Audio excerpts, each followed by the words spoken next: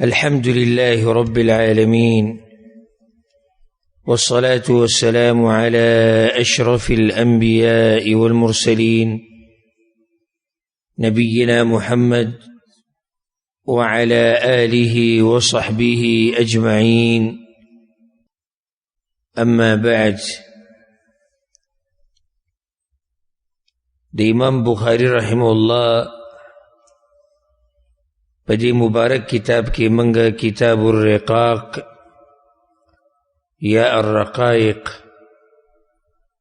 مبارکې خبرې کولې، هغه خبرې چې زړونه نرموي. مقصد په دې کې هم دا دی چې زموږ د زړونه نرم شي او الله ته رجوع وکړو او ځان ته آخرت را مخې ته کړو، مرګ را مخې ته کړو.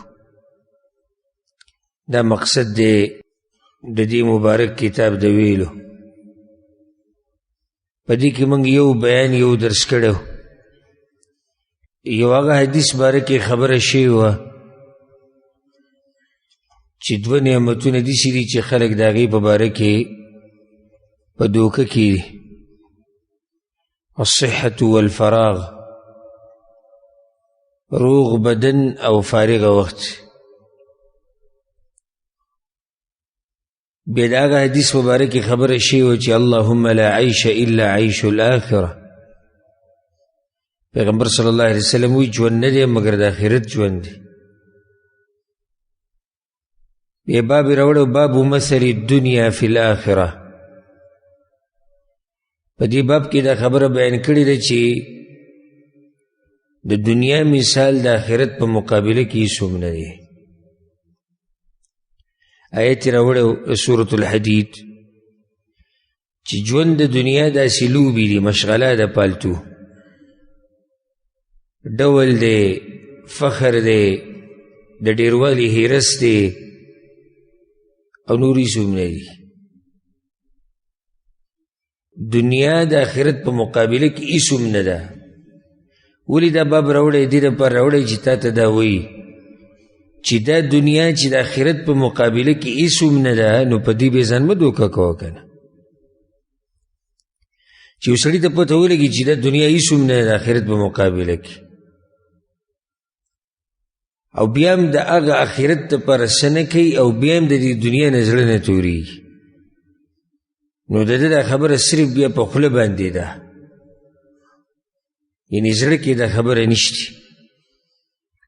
دا خو د ډېرو خلکو په خوله باندې دا خبره چې ورسره ملاوي مړه دنیا بس ختمېدونکې دنیا ده، چا شل کړې نه ده، داسې به ووایي تا ته زر چا شل کړې نه ده، او دی چې پورې په خپله که منخته ته به ورته حیران شي، خو په خوله دا خبره ده چې چا شل کړې نه ده وایي او په خپله پورې نښته. نو ته چې سوی دا خو ته په خپله دې عملي کړي نه دي.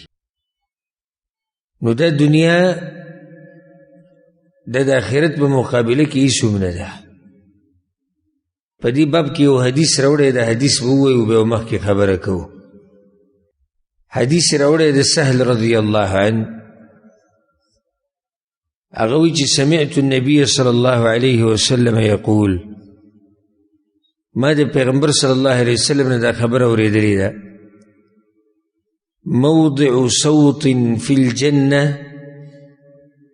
خیر من الدنیا وما فیها. په دنیا کې یو عفوا په جنت کې یو کوړه ځای، کوړې دورې چې ورکوي ایته صوت وایي په عربۍ کې، یو کوړه د یوې کوړې ځای په جنت کې دا غوره دی د دنیا نه، او دنیا کې چې څه دي. د حدیث دې دپاره راوړی چې تا ته وایي وګوره نو د دې دنیا به څه قدر وکړي چې دا د جنت هغه ځي ته نه رسي چې هغه د یو کوړې امره دی، د هغې هغه مقدار، د هغې هغه قیمت نشي ورکولی. نو تا ته وایي مه دوکه کېږه په دې دنیا باندې. اصل ژوند د آخرت ژوند دی. د یوې دورې د یوې کوړې ځای په جنت کې دنیا نه صرف دنیا او په دنیا کې چې څه دي د دې نه قیمتي دی او د دې نه قدرمند دی. اصل کې د حدیث دې دپاره راوړی به وایي چې ولغدوة فی سبیل الله او روحة خیر من الدنیا وما فیها. د الله په لار کې یعنی په جهاد کې معمولی مزل کول د سبا په وخت کې یا د بیګا په وخت کې یا سحر یا ماښام، دا معمولی مزل دنیا او دنیا کې چې څه دي دې نه غوره دی.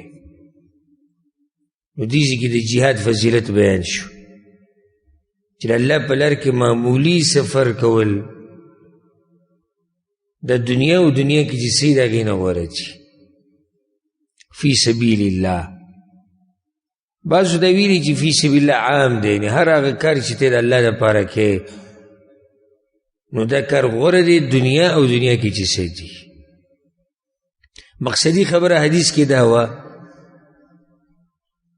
چې جنت کې د یوې کوړې ځای دا غوره دی څه نه دنیا او دنیا کې چې څه دي دی نه غوره دی. نو بیا ته ته وایي چې بھئی دنیا مه دوکه کېږه، دا پکې درنه اصل مقصد پروت دی. د دې سپکې دنیا دپاره بیا خپل آخرت مه خرابوه. د هغې نه بعد باب راوړی دی باب قول النبي صلی الله علیه وسلم کن فی الدنیا کأنک غریب او عابر سبیل. باب دی په بیان د پیغمبر د هغه وینا کې چې په دنیا کې داسې ژوند تېروه لکه مسافر ناشنا یا په لاره باندې تېرېدونکی. دی د باب له عنوان یې ښودی، د باب د حدیث د باب عنوان کړی. نو دې باب کې به یو حدیث راوړی دی، یو حدیث دی خو څه ناشنا حدیث دی. زړونه ورسره نرمیږي خو هغه زړه ورسره نرمیږي چې هغه زړه ژوندی. ما تیر شوي درس کې دا خبره کړې وه چې یو زړه غافلی که نه غافله. که ته د ده مخکې قرآن ټول ختم کې او آیتونه او حدیثونه او د هر څه بیان کې خو د ده په زړه باندې اثر نه کېږي. وجه دا چې دلته زړه غافله دی. دغه شان چې کوم زړه کې توجه نه وي توجه نو دیم په خبره باندې نه رسي او نه دی د خبرې نه فایده اخلي. حدیث راوړی دی د عبدالله بن عمر رضی الله عنهما. عبدالله بن عمر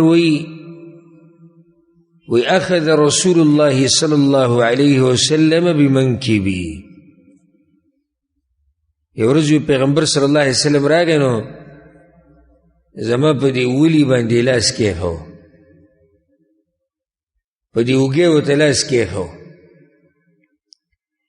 او دا د پیغمبر صلی الله علیه وسلم طریقه وه. کله به ملګري ته مسله بیانوله یو صحابي ته نو لاس به وله د بدن په صحیح څه کېښودو، یا به وله ګوته راونیو یا به وله لاس ونیو. د دې سره توجه ډېره بیا خبرې ته. نو پیغمبر صلی الله علیه وسلم د عبدالله بن عمر په اوږه باندې لاس کېښودو او دی ورته وی عبدالله کن فی الدنیا کانک غریب. ای عبدالله په دنیا کې ژوند داسې تېروه لکه ته چې ناشنا یې، او عابر سبیل یا په لاره باندې تېرېدونکی یې. بس دغه دوه ټکي ورته ویلي دي.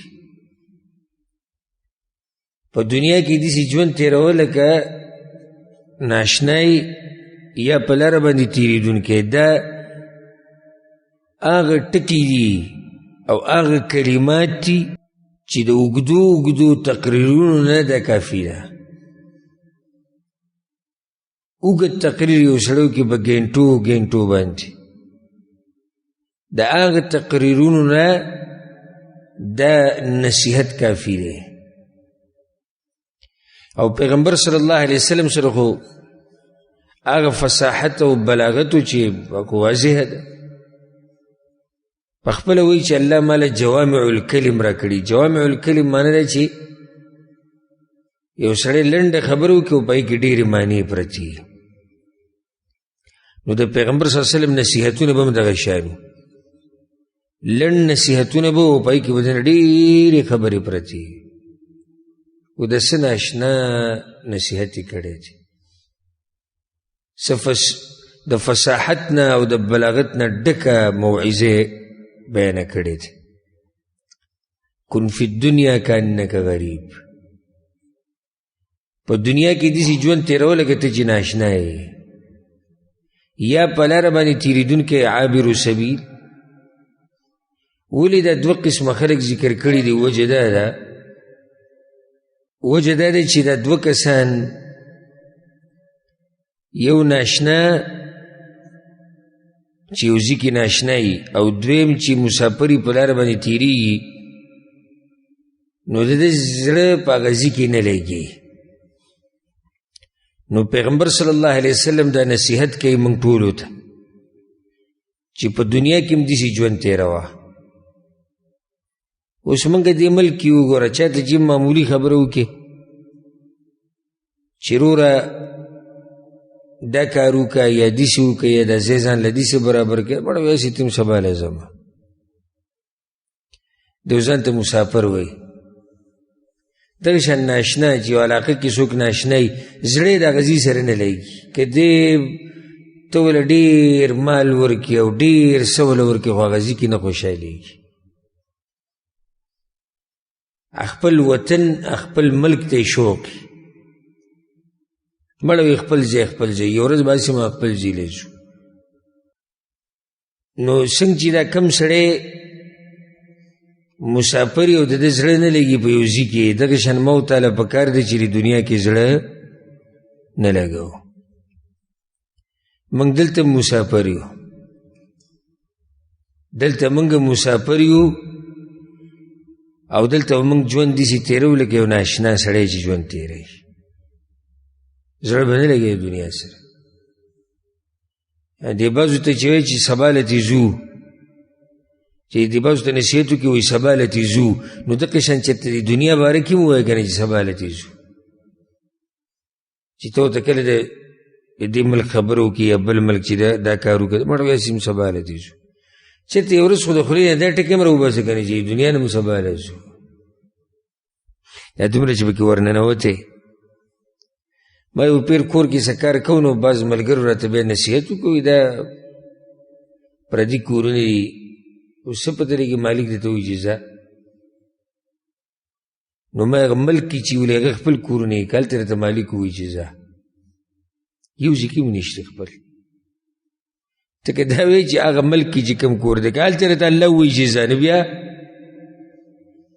نه دا د همیشه دپاره دی او نه هغه همیشه دپاره دی. دلته وایي دا پردي کورونه دي، خواري کې مالک درته وایي ځه. نو ما مالک خو پاکستان کې هم ویلی شي چې ځه، مالک خارج کې ویلی شي چې ځه، پاتې کېږي کوم ځای کې ته. اوس کله حدیث دی ویلی چې هلته سړی همیشه پاتې کېږي او تله نشي دغه کور نه وي. سړی خواري بیا دغې له زور ورکړي ځکه چې هسې په دغه کور کې همیشه پاتې کېږي. نه همیشه پاتې کېده خو په یو ځای کې نشتي، نه دلته شتي او نه هلته شتي. نو چې نه دلته پاتې کېده شتي همیشه او نه هلته پاتې کېده همیشه شتي، خو یو شی شو، یو کور شو. اصل خبره دا نه ده د سعودي عرب او د پاکستان، اصل خبره د افغانستان او د انډیا نه ده، اصل خبره د مسافرۍ او د بې مسافرۍ نه ده. اصل خبره دا ده چې د دنیا د همیشه اوسېدو ځای نه دی. د ټولې دنیا مسافر خپل ملک ته زړه کېږي، نو دغه شان به مسلمان زړه څه ته کېږي؟ آخرت ته به کېږي. هغه زموږ اصلي وطن دی، زموږ اصلي وطن هغه آخرت دی. زموږ شوق به ټول د جنت طرف ته وي. په دنیا کې وقتي طور به ژوند تېری، مسافر وقتي طور لګي که نه. او دلته دا یو ښکلی مثال دی، دلته د ټول ملګري چې ناست دي مسافر دي، هر شي کې ګزاره کوي. ولې هر شي کې ګزاره کوي؟ وایي سبا لتې ځو. دقه شان به بلکل په دنیا کې ژوند تېری. هر شي کې گزاره سبا له دې سیمزو. او د نوح علیه السلام باره کې داسې راځي بعض تاریخونو دا خبره راغستې ده 900 کاله خو هغه صرف دعوت کړی ده 1000 کاله عمر د یو روایت مطابق او په دې کې د هغه خپل کور نه و چې چا به ورته کور جوړ کوي سبا له دې سیمزما دا د مؤمن شان دی سبا له دې زما لکه یو حدیث کې راځي چې پیغمبر صلی الله علیه وسلم سوی مالی ولی دنیا و مالی دنیا و مالی د دنیا زمان سره څه کار دی او زما د دنیا سره څه کار دی پیغمبر وایي د دنیا زمان سره څه کار دی او زما د دنیا سره څه کار دی زما مثال خو د هغه مسافر دی چې د لږ وخت دپاره د ونې سوري لاندې پړاو اچولی او بیا روان شي مونږ ټول اکه مسافر یو ګورئ ښه مونږ ټول اکه مسافر یو چې د ونې لاندې لږ ساعت لمدمه کړې ده کله چې د دې ځای نه ته روان شي یو ځای ته سفر کې او یا ملک ته ځي او جاز په یو ځای کې ودرېږي او یا په ملک کې یو ځای ته سفر کې او ګاډی ودرېږي دمه کې یو ځای کې پروت یې هلته بیا نه سبحان الله په دې لارو کې چې کومې هوټلي هغه کمرې چې ورکوي د دمې دپاره اکثر پکې سړي ته خوب هم نه ورځي داسې به بدحالي چې ته تپوس وکړې لکه دا ولې وایي سیم ګنټه 2 دینه دا اوس پرېوځي خو نه دا سیم ګنټه 2 دینه سبحان الله ګوره دا څنګه ناشنا مثالونه یي چې زړونه پرې راژوندي کېږي یا سیم ګنټه نیمه ده نو اوس ته ګنټې نیمې دپاره څه کې دغه شان دا ژوند دی دلته سیم ګنټه نیمه ژوند دی دا ټول ژوند ګورې د آخرت په مقابله کې دغه ګنټه نیمه دی ګورې لکه قرآن کې الله دا خبره ذکر کړې ده کنه چې کله جهنمیانو نه تپوس وشي چې ها دنیا کې هم څومره ژوند تېر کړی دی تاسو ته چې ډېر اوږد ښکارېدو نو هغوی به ورته وایي چې لبثنا یوما او بعض یا ورځ و یا د ورځې صبره کوه نو دا ژوند دقه شان دی ګنټه نیمه ژوند دی نو سله اوس دومره پورې سړی نه کوي داسې ژوند تېرول لکه ته چې ناشنا یې په دې دنیا کې او ناشنا سړی خپل مقصد کوي لکه مثال تا ته اوس یو کار حواله شي چې ته ورشه پلاني ملک ته او دا کار به کوې ته چې هغه ملک ته ورشي نو مقصد ستا څه کار کولی او نور د هر څه نه ځان ساتي د هر څه نه ځان ساتي دومره کې څومره چې ضرورت وي ځان له هوټل ته ورځي که بیمار شي هسپتال ته ورځي او دغه کیسې دي نور اصل وي یاره وي زما دلته کار دی هغه زه ختموم بیا ځمه نه نو موږ سره پکې پاتې کېږي نه نه وي دا د پاتې کېدو ځای خو نه دا خو لږ ساعت له راغلی یم دغه شان دا دنیا ده دلته زموږ یو مقصد دی او هغه الله راضي کول دي دلته موږ ته یو میشن یو هدف یو کار حواله شوی دی او هغه کار د الله سبحانه وتعالی بندګي کول دي دې دپاره نه یې راغلی دنیا ته چې ته به لس پنځه لس کمرې کور جوړی او یا به چې دی نو مارکیټونو ته نښتی او یا دا چې کلي کې ځمکه راښکاره کېږي چې ته پې ورځه او یا ګاډو له او دنیوي دې لرې زور ورکړی نه دې دپاره خو ته نه راغلی دا خو صرف دې دنیا کې د اوسېدو ضرورت دی ځکه به یې کې نور خو راغلي موږ اصل د دغه دپاره یو د الله سبحانه وتعالی د بندګي کولو دپاره یو ډېر ناشنا نصیحت پیغمبر صلی الله علیه وسلم کړی وکان ابن عمر عبدالله ابن عمر به بیا دا وي د دې نصیحت په وضاحت کې به دا خبره کوله چې پیغمبر ګوره دا وایي چې په دنیا کې داسې ژوند تېرول لکه د مسافر نو اوس عبدالله ابن عمر یې څه ناشنا وضاحت کوي وی اذا امسیت فلا تنتظر الصباح واذا اصبحت فلا تنتظر المساء چې ماښام کې نو بیا د سحر انتظار مه کوه او چې سحر کې نو بیا د ماښام انتظار مه کوه مطلب دا دی چې د خپل امیدونه لږ رالنډې کا. سبحان الله زار شم د عبدالله بن عمر نه د هغه خبرونه چې اوس وایي چې ما ورته امیدونه خولی وی سحر شي نو د ماښام انتظار مه کوه او ماښام شي د سحر انتظار مه کوه. نو چې د هغه خلکو مبارک کې به یې څه ویلی چې هغه 100 کاله بعد دغه ته ناست دی چې 100 کاله بعد به زمان وسیله لویږي هغوی به دا کوي او دا به کوي هغوی له هم کور جوړول غواړي او هغه وی چې سحر کې ماښام انتظار مه کوه او چې ماښام شي د سحر انتظار مه کوه څه پته لګي همدغه شان شوي دي که دا کوم خلک چې څومره چې مړه شوي دي کم یو ته پته و چې دا زما آخري سحر دی او کم یو ته پته و چې دا زما آخري ماښام دی. روغ رمټ انسانان ښه کور کې ناس پاس ښه د ټولو سره ګپ شپ او هغه اخرنۍ شپه یو ته خبر نه وي دا شپه د اخرنۍ په کټ کې و دې ته خبر نه وي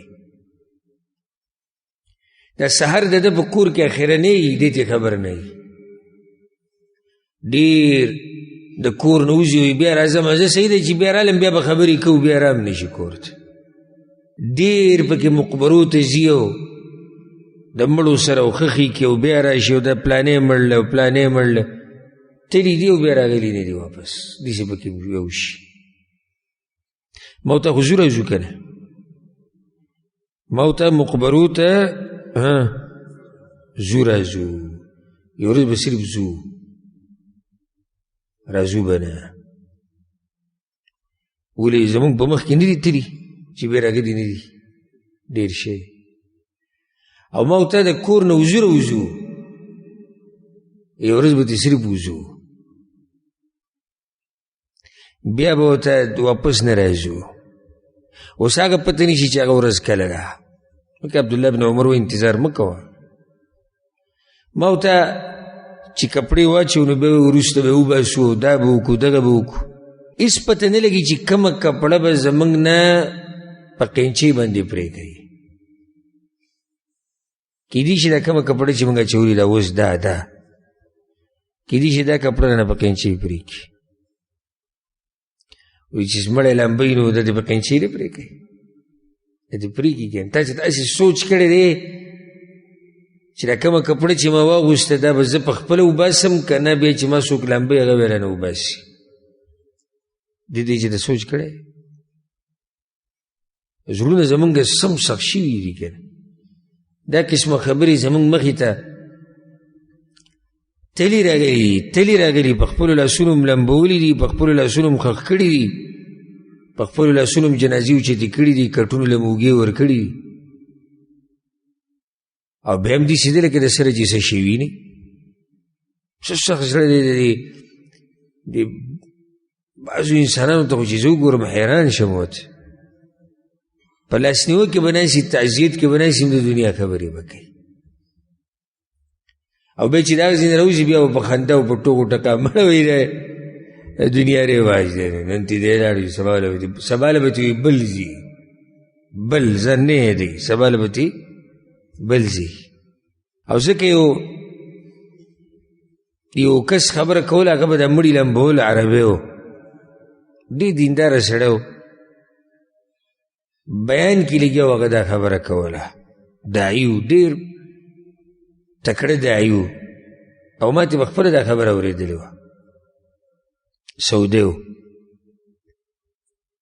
په دوی کې دا خلک ډېر شتي د خیر دا ماده الله په دوی کې ډېر اچولې ده د مړي لمبول د الله د رضا دپاره او د دې دپاره مغسلې جوړول د دې دپاره ګاډي وقف کول د کفنونه او د قبرونه کنسته او د هر څه د الله د رضا دپاره کوي زموږ په ټول کلي نه په ټول علاقه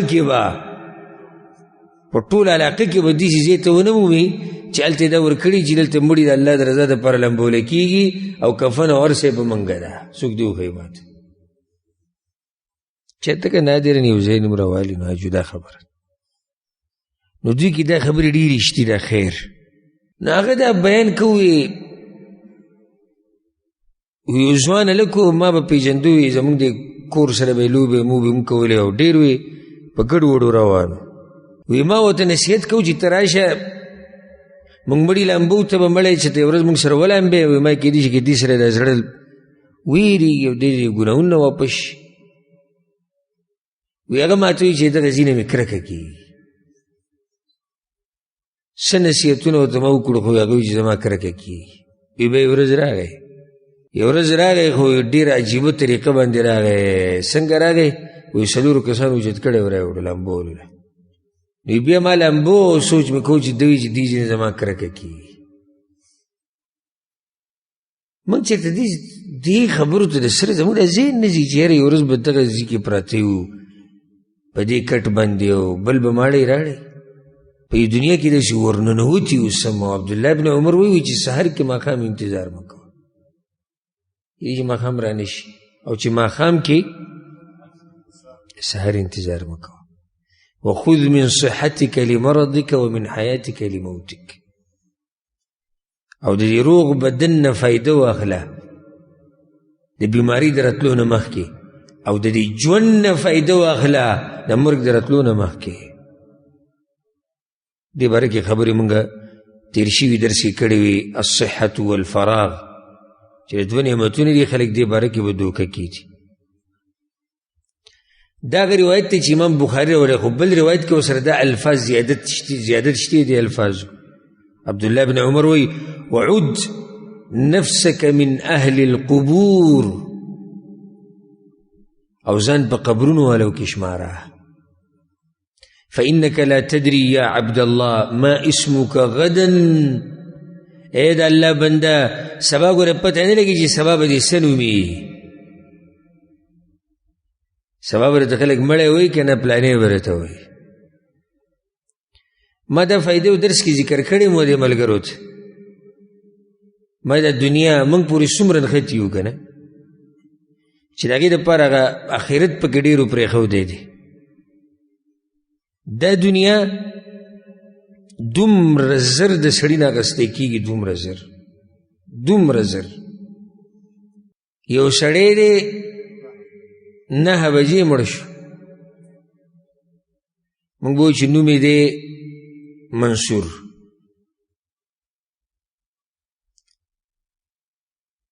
په 15 منټه کم 9 باندې د ده نوم منصور دی، او 15 منټه د پاسه باندې د نوم مړی دی. دا دنیا اوس د دې نه خو زه پته نه چې ستاسو دا زړونه په څه باندې راویښ کړم. 15 منټه کم باندې څه دی منصور دی، 15 منټه د پاسه مړی، نوم ورته هم پاتې نه شو. حالانکې دا مشر سړی دی، مشر چا به ورته کاکا وي، او چا به ورته دادا وي، او چا به ورته ماما وي، او چا به ورته سیب وي، او بل او بل. اوس اقه سپینګیري ته ټول مړی وایي. مړی هم راویستی دی که نه، بچي هم وي، بچي مړی به وایي څه ټیم راوړی، بچي ریږي. او ښځې چې کور کې دننه یي، دا مړی وایي کور ته راوړی که نه راوړی. او بیا چې بهر ته بس مړی راوباسئ که نه چې او مړی کته او مړی بره، او مړی کته او مړی بره. حالانکې ښه مخوري سړی به وي، ښه دینداره به وي، ښه درون سړی به وي، ښه هر څه سیټ ته کا، هر څه سیټ ته کا. دلته نه چلېږي، دلته نه چلېږي. دا دنیا ضروره، دا دنیا ده چې دا سا دې بدن نه ووتو که نه، چې دا سا دې بدن نه، دا نوم درته هم نه پرېږدي. نو ته د څه په انتظار کې ناستې؟ اوس موقع شتي، بازار شتي، سامان شتي، او پیسې شتي. د دې بازار نه ځان له سامان والا، سبا له نه بازار شتي، نه سامان شتي، نه پیسې شتي، نه موقع شتي، هېڅ هم نه شتي. اوس که د سره مالي ویې لګو د الله په لار کې، ته څه وایې چې زما دا بچي به دا مال زما دپاره ولګوي؟ ته دا وایې زه یم نوم درته نه پرېږدي. نوم که په دې انتظار ناستې چې زه به یې جمع کوم او جمع کوم او جمع کوم به، او بیا به بچي کېدای شي ماله پکې څه راکړي، په دغه تمو کې مه پرېوځه. هغه کېدای شي کې خبره ده، څه کېده کیدی شي کې هم کیدی شي چې یو میخه د پسې حلاله کړي بدغه کیسه ده کیدی شي یو میخه حلاله کړي د شیخ ابن عثیمین رحمه الله نه چا تپوس کړي پیر وی شیخ ما سره ډېر مال دی نو اوس یې ولګوم د الله په لار کې که نه بیا وصیت وکړم چې د مرګ نه بعد یې راپسې ولګوي دا شیخ ورته وایي چې کله ته روان یې او تکه توره تیاری ډیوه دې راغستې ویاو وایي دا ډیوه دې مخکې نه ولیکې شاته هغه وایي مخکې نو قبر خلک مخکې رڼا کوي که وروسته رڼا کوي قبر رڼا کوي بیا وله ورشه مال ولګوه ورشه وروسته څه پته لګي څوک د پسې ډیوه بیا لګوي او که نه لګوي زما خواله زما خواله مسله راغلې وه زامن ورانو دوه یو طرف ته و دوه بل طرف ته و موږ له فیصله وکړه فیصله پسې وکړو پلار د دوی په ځمکه کې ښخ دی دا دوه وایي چې د دې ځینې وباسو دا دوه وایي چې نه وباسو دا د خندا خبرې نه دي دا د سوچ خبرې دي د دې ځینې وباسو وایي دا هغه پلار دی دا ځمکه هم د هغه وګورئ دا کم زما هغه هلکانو ته پوښتنه ما ځمکه تاسو ګټلې وه وایي نه دا خو د پلار جایداد دی ټول ښه نو ولې ته وباسي وایي زه یې تنګ کړی بیا سره خبره خوا دې خوا کړم هغه ټیم خبره خو هسې دا اوس ما له فیصله راغلی ده لکه یو خو سړی وي چې ما اورېدلي دي ما له فیصله راغلی ده په دې باندې وروڼو وران شوي دي چې دا پلار د یو 2 میټره قبر د موږ ته ځای تنګ کړی او ته په دې سوچ کې پروت یې چې یاره دوی به راپسې دا وکړي او دغه به وکړي نه ځان وي په څه کې شمار کا په قبرونو والو کې وعد نفسك من أهل القبور فإنك لا تدري يا عبد الله ما اسمك غدا اسبتنا لگی چې سبا ستا څه نوم دی سبا به درته مړی وي او که نه دغه محمد دې نوم دی سبا به درته مړی وي که نه عبدالله دې نوم دی سبا به درته عبدالعزیز وي که نه مړی به درته وي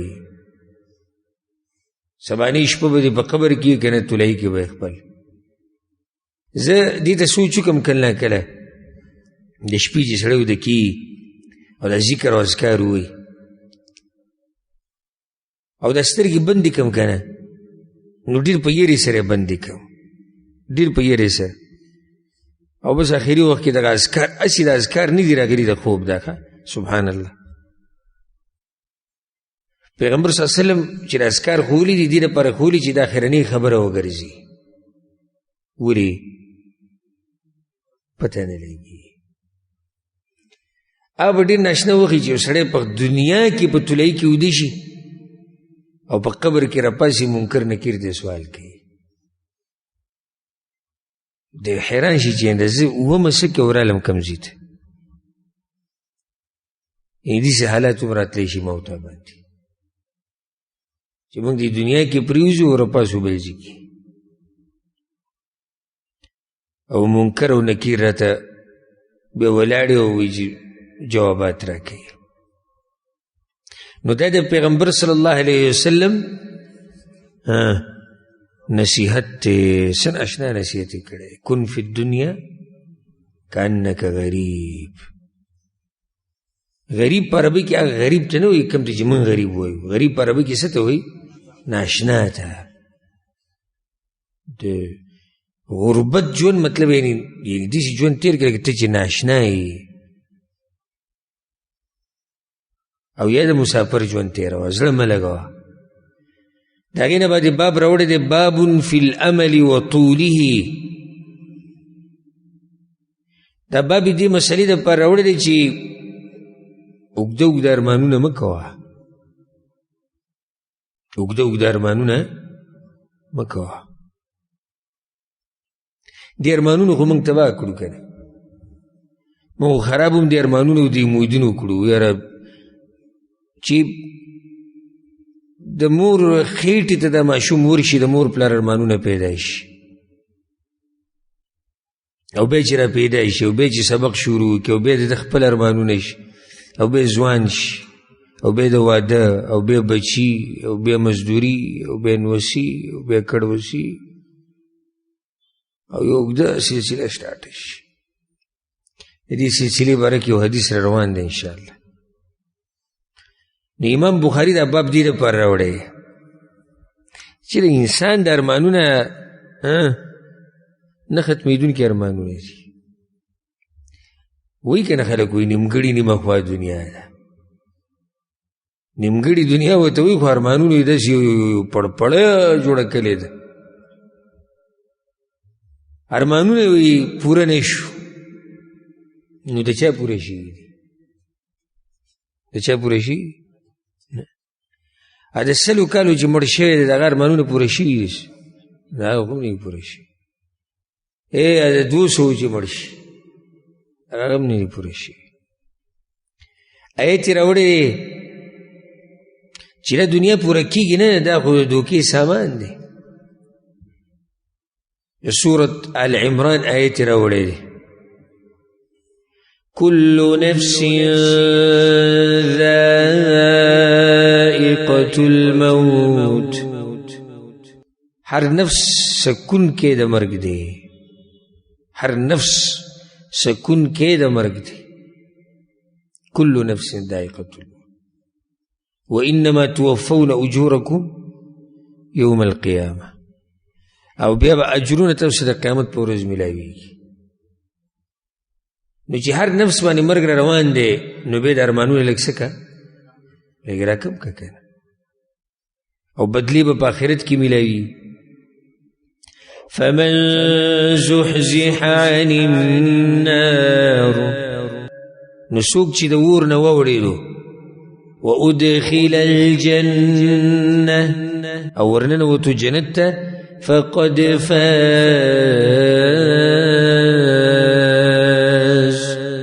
الله وی دو وګټله. دا اوس یقیني خبره ده چې دو وګټله. یقیني شک پکې شته نشته. الله اکبر. چې هغه ورځ به څه ناشنا ورځي چې موت ته د خپه کېدو جنت کې. دغه ګټه ده. بیا دا صحیح ګټه ده. کله لږ سوچ کوه ځان له د آخرت طرف ته لږ د دنیا نه سیټ کېږه. لکه حدیث کې راځي که نه چې د جنت غټې غټې دروازې دي او موږ د هغې تفصیل بیان کړی په نونیه د امام ابن القیم چې کومه وه په هغې کې موږ ذکر کړی. حدیث کې راځي پیغمبر صلی الله علیه وسلم وایي په دې غټو دروازو باندې به یو ورځ راشي چې دې باندې به څومره شي او شور به پکې جوړي. جنت ته دروازې نه دي، په دې باندې یو ورځ را روانه ده چې څوم شور به پکې جوړي، څوم رش به او څومره بدبخته به چې په دغه شور کې او په دغه رش کې پکې دی نه وي. دا غټې دروازې چې ډکې د جنت او څوم شور وي او څوم رش او په دې رش کې یو سړی نه وي جهنم طرف ته ولیدلی. دا به څومره لوی بدبخت وي. هغه جنت معمولی جنت خو نه کنه، عرضها السماوات والارض. پلنوالی څنګه دی؟ ځمکې او د اسمان په اندازې پلنوالی. چې د ځمکې او د اسمان په اندازه باندې پلنوالی دی او په دې کې یو سړي ته ځای میلاو نه شي، نو دا څومره بدبخته دی. هغه پراخه جنتونه کې یو سړي ته ځای میلاو نه شي. فقد فاز. ګټه دقه ده. وما الحياة الدنيا إلا متاع الغرور.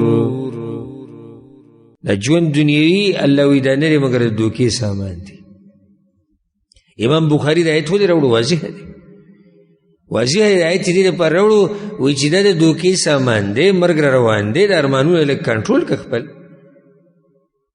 دومره اوږده اوږده ارمانونه خو مه کوه که نه. د هغې نه بعد آیت راوړی دی ذرهم یأکلوا ویتمتعوا ویلهیهم الامل فسوف یعلمون. مجرمان مبارک الله وی پرېږده چې دوی خوري، پرېږده چې دوی دنیا نه مزې واخلي. دا په اصل کې غافله کړي دي امیدونو. څه چې غافله کړي دي؟ امیدونو غافله کړي دي، ارمانونو غافله کړي دي. فسوف یعلمون. جهنم کې به ورته پته ولګي. عذاب پې کله راشي بیا پته ولګي. امام بخاري ته وایي دا آیت دې دپاره راوړو وایي چېرته دا امیدونه دي د الله نه غافله نه کړي، چېرته د ارمانونه دي د الله نه غافله نه کړي. ګورئ او بیا د علي رضی الله عنه قول راوړی دی، څه ناشنا قول یې راوړی دی. وقال علي رضی الله عنه، علي بن ابي طالب رضی الله عنه وایي علي بن ابي طالب رضی الله عنه ډېرې د حکمت خبرې نقل دي، ډېرې د حکمت خبرې دي نقل دي. چېرته یو ورځ الله موقع راکړي که نه نو انشاءالله د دغه خبرو باره کې به خبرې کوو دا چې کومې علي رضی الله عنه نقل دي. بس یوازې دې خبره کې سوچ وکړه. وی علي رضی الله عنه وی چې ارتحلت الدنيا مدبره وارتحلت الآخرة مقبله. علي رضی الله عنه نصیحت کوي مونږ ټولو ته، وی دنیا مونږ ته شا کړې ده روانه ده، آخرت راته مخه کړې ده را روان دی. دنیا شا کړې ده روانه ده، آخرت مونږ ته مخه کړې ده را روان دی. دنیا ګورې روانه ده، دنیا را روانه نه ده. او د کله نه ګوره دا خبره یاده کوي د دې نصیحت په وضاحت کې، یو ماشوم چې د مور د خېټې نه راوتی دی د ده سفر شروع شوی د آخرت طرف ته. زموږ ټولو اوس سفر روان دی، د آخرت طرف ته روان دی، د ټولو سفر روان دی. او چا سفر ډیر کړی دی، چا لږ کړی دی. او سبحان الله چاته خبره ډیره نږدې ده. هم زموږ په دې ملګرو کې دا چې کوم موږ سره ناست دي په دوی کې داسې شته چې خبره ډیره نږدې ده، الله ته نږدې شوي دي، او چاته له سفر پاتې دی. نو دنیا شا کړې ده روانه ده، آخرت را روان دی. فکونو من ابناء الآخرة. علي رضی الله عنه وی نو د ځان ولکل واحدة منهما بنون، او د هر یو د پاره خپل بچی دي، هر یو څه شي وی د هر یو د پاره خپل بچی دي، د دنیا او د آخرت لپاره. وی د دنیا او د آخرت لپاره خپل خپل بچی دي. فکونوا من ابناء الآخرة ولا تکونوا من ابناء الدنیا. نو تاسو د آخرت بچی وګرځئ، د دنیا بچی ونه ګرځئ. ګورئ بچی څه معنی؟ سړی د دنیا بچی چې دنیا مقصد دی، د دنیا بچی دی. آخرتی چې مقصد دی د آخرت بچی دی. فإن اليوم عمل ولا حساب وغدا حساب ولا عمل. نن ګوره عمل شتی، حساب کتاب نشتی. علي رضی الله عنه وی او سبا ګوره حساب کتاب دی، بیا عمل نشتی. نو د دې نه مخکې چې هغه ورځ د باندې راشي چې بیا به صرف حساب کتاب او عمل بنی، نو عمل وکړه. نن موقع شتی که دا قبرونه والا چې ته راپاڅېدی شوې که نه او د دوی نه دې تپوس کړی وی چې دا یو پیر سبحان الله ویل څومره د هغوی ارمان دی چې مونږ ووایو یو پیر سبحان الله ویل. که دې ورسره په دې باندې بیه وکړې چې له دنیا او دنیا کې چې څه یې دا به راله راکړي، وایي چې هر څه به درله درکړم خو یو سبحان الله ماله راکړه، یو استغفر الله ماله راکړه. او نن دا موقع موږ سره شته. پاتې لا بیا دی چې د درسونو کې سړی کښېني دی به څومره اجري. قبرونو والا دې څنګه ارمانونه کوي. په دې مجلس کې موږ سره ډېر ناس ملګري نن په قبرونو کې پراته دي، د خاورو ډېري په ولاړ دي. که چېرته خبرې کېدی شو تپوس هم ترې کړی وی شي درس باره کې څه وایي، دا به راته ویلی وی چې خوځېږئ ته هم به داسې به راته ویلی. لکه علي بن ابي طالب رضی الله عنه چې کله قبرونو له ورغی او قبرونو ته خپل حال بیان کو، اصلي یو لکه دا مرګري پوه کول، دې مړو ته لګیا وي موږ دا وکړو موږ دا مړي خو نه اوري، تاسو څه وکړو څه وایي تاسو غلی ولاړو، صرف د مقبره کې هغه سیلۍ چلېده د هغې هغه شور ملګرو ته وي خیال هم د دوی جواب نشي راکولی، او که راکولی شو نو یو خبره به یې کړی وي څه وي دوی به ویلی وي وتزودوا فإن خير الزاد التقوى. دوی به موږ ته ویلی وي چې دا سفر ډېر اوږد دی، ګورې ځان سره به توښه د تقوا راوړئ، ګورې موږ باندې توښه کمه شوې ده، ډېر اوږد سفر دی. ابو هریره رضی الله عنه به د قبر په غاړه کېناستو په ژړا به شو، سب به وژړل، په دې ږیره باندې به د اوښکې روانې. ملګرو ته ابو هریره ولي وی ابو هریره ته سفر اوږد دی او سامان ورسره لږ دی، چې د ابو هریره سره سامان لږ دی نو چا سره سامان ډېر دی؟ موږ سره به څه سامان دی چې سفر پې پوره کړو؟ وی سفر اوږد دی او سامان د سفر را سره کم دی، توښه کمه ده.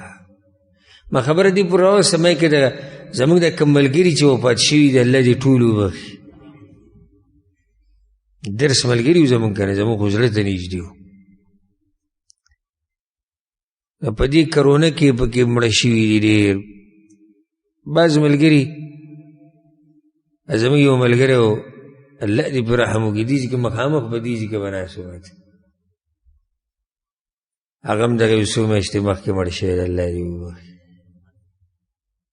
داسې ما دا خبره کوله که چېرته دوی سره هسې کېدی خو نه شي کېدی تپوس مې ترې کړی چې څه وایې، راته ویلی چې د جومات نه سره خوځئ به کښېنئ او د الله د دین زده کوئ. حدیث یې راوړی په دې باب کې دوه حدیثونه دي، دا به ووایو. حدیث یې راوړی دی د عبدالله رضی الله عنه، وی چې خط النبي صلی الله علیه وسلم خطا مربعا، پیغمبر صلی الله علیه وسلم به کله د ملګري په دې طریقې سره پوه کول، په قسمه قسم طریقو سره به پوه کول چې د ملګري پوه شي. نو یو پیر پیغمبر صلی الله علیه وسلم څه چلو کو، څلور ګوټه یې داسې ډبه یې جوړ کو چې ذهن کې می ده نقشه. پیغمبر په ځمکه باندې څه چلو کو، څلور ګوټې نقشه ډبه یې جوړ کو. وخط خطا فی الوسط خارجا من،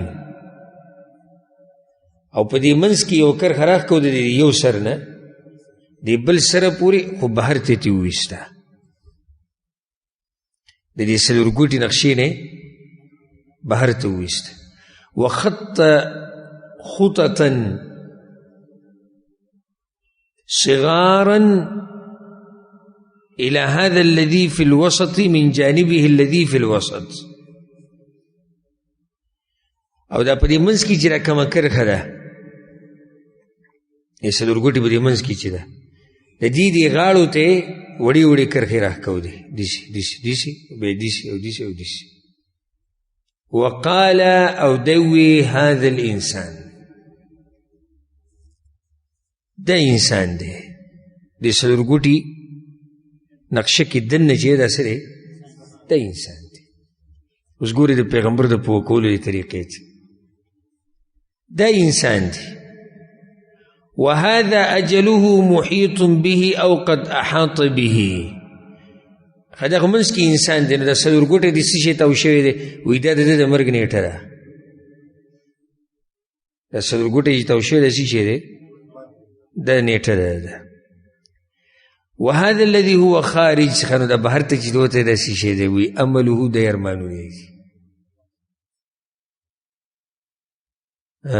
ارمانونه بهر ته وځي. وهذه الخطط الصغار او دا وړي وړي کرښې چې دي دا دي الاعراض، مصیبتونه او مسلې دي دا دي. فإن أخطأه هذا نهشه هذا وإن أخطأه هذا نهشه هذا، چې د یوې نه واوړي بله مسله پرې راشي، بلې نه جوړي بله پرې راشي، بلې نه جوړي بله پرې راشي. دغه دنیا ده. دا دویم حدیث هم دغه شان دی. خدا د انس بن مالک ته وایي چې خط النبي صلی الله علیه وسلم خطوطا، پیغمبر صلی الله علیه وسلم کرښې راښکولې دي. وی هذا الامل، دغه ارمان دی. ارمان کوم یو دی؟ بهر ته چې وته دی، دا څه شی دی؟ ارمان دی. وهذا اجله، او دا نیټه ده. نیټه کومه وایي؟ دا څلورګوټې نقشه چې کوم دا نیټه ده. فبینما هو کذلک، نو دی په دغه ارمانونو کې نښتی و او په دغه مسلو کې نښتی. ته مسلې ورته هم ډېرې دي که نه، او وړې وړې کرښې ټولې مسلې دي، مصیبتونه دي، حادثې دي، واقعات دي. دی په دغه کې و اذ جاءه الخط الاقرب، دغه نږدې نیټه ورته راورسېده. نږدې خط کوم یو دی چې دی به ورته ورسي؟ دغه څلورګوټې په خپله ولسي.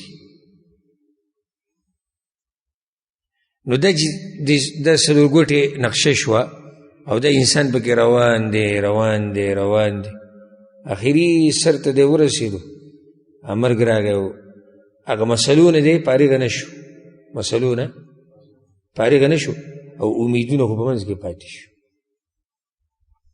ارمانونه منځ کې پاتې شو. دا حدیث دې دپاره راوړی چې ارمانونه دومره مه اوږدوه.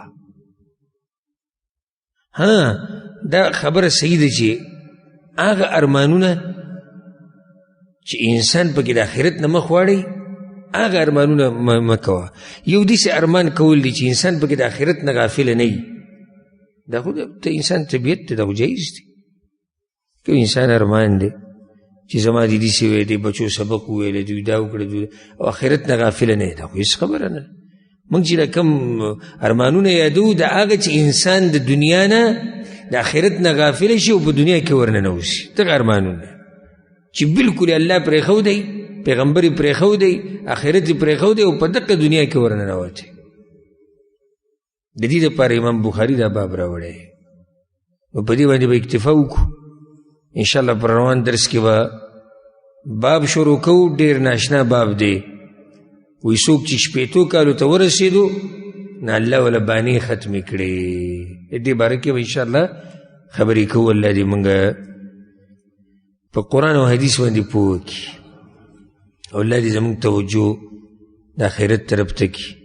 هذا والله أعلم، وصلى الله وسلم على نبينا محمد وعلى آله وصحبه أجمعين.